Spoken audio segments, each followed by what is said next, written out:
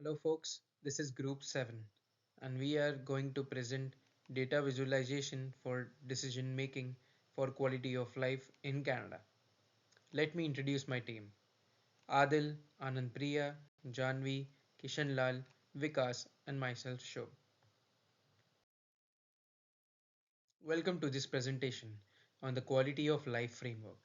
This model is designed to assess and enhance the overall well-being of individuals and communities. At its core is quality of life, supported by five interconnected pillars: prosperity, health, society, environment, good governance.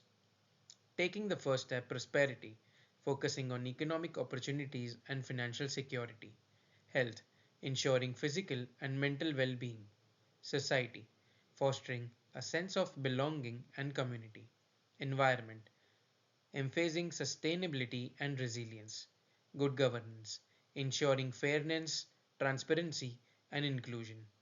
Together, these elements form a holistic approach to creating a fair, inclusive, and sustainable future.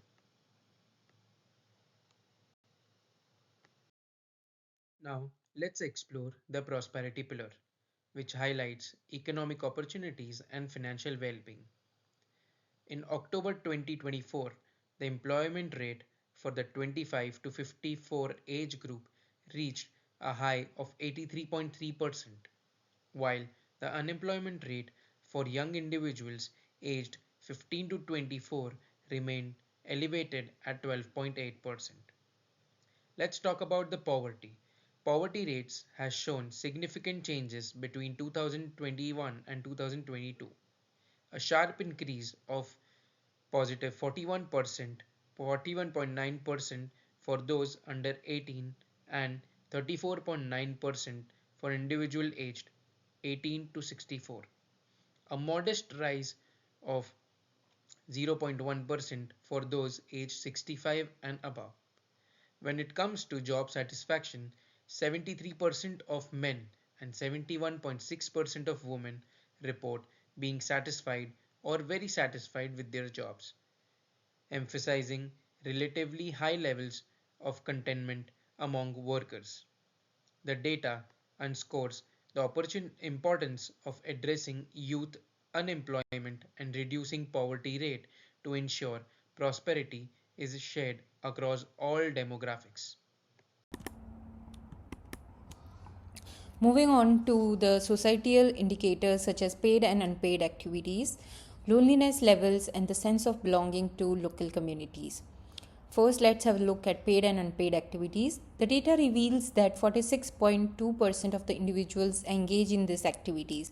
Next is loneliness levels. Loneliness has become a notable social issue.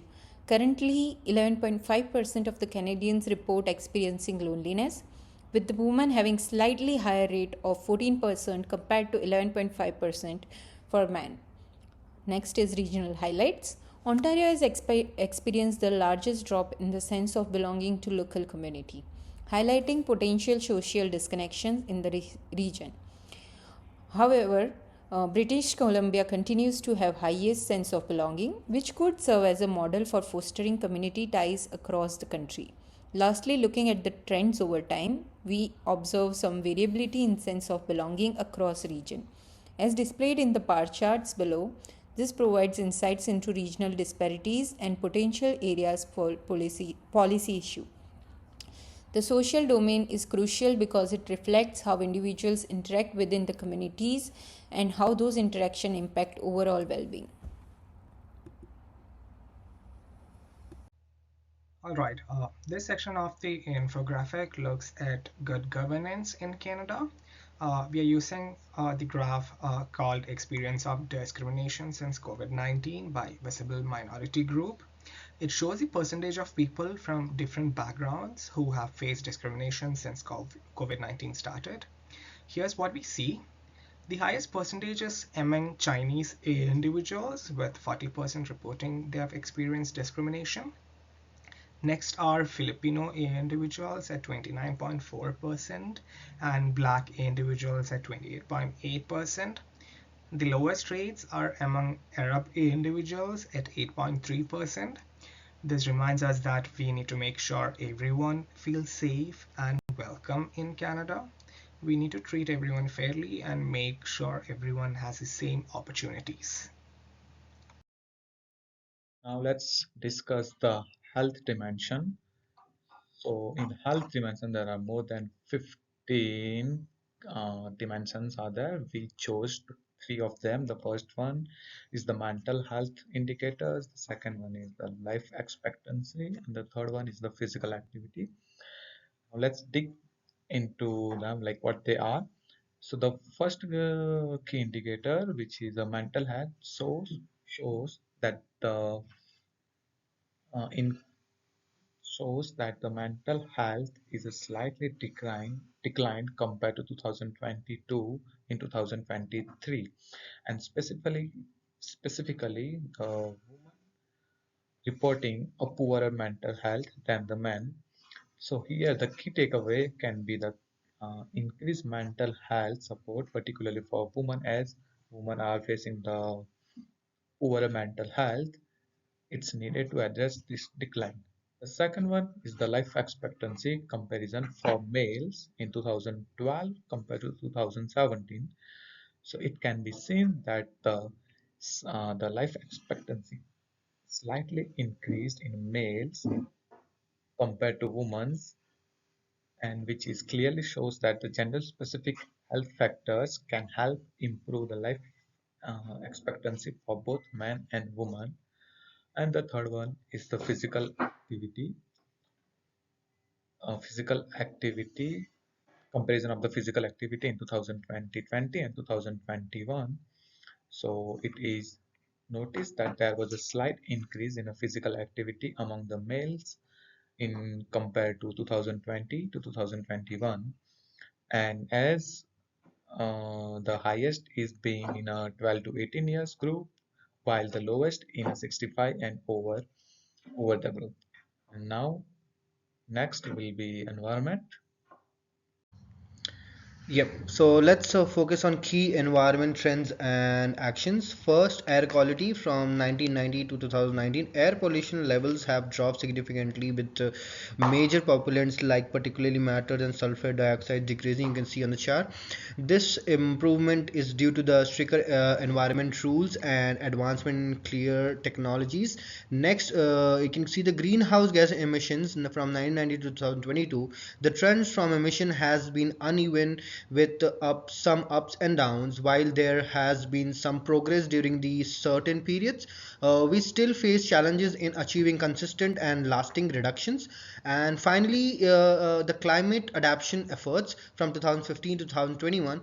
The bar chart shows that more cities and regions are factoring climate change into their plans, particularly from waste and water management. This steady progress highlights growth efforts to address climate changes challenges at the local level. To sum up this, air quality has improved, emissions need stronger and more consistent actions, and cities are taking important steps to adapt to climate change. And this is our final infographic that we have made out of all the key indicators and total five domain, which includes prosperity, society, governance, health, and environment. And we also have include a conclusion at the last.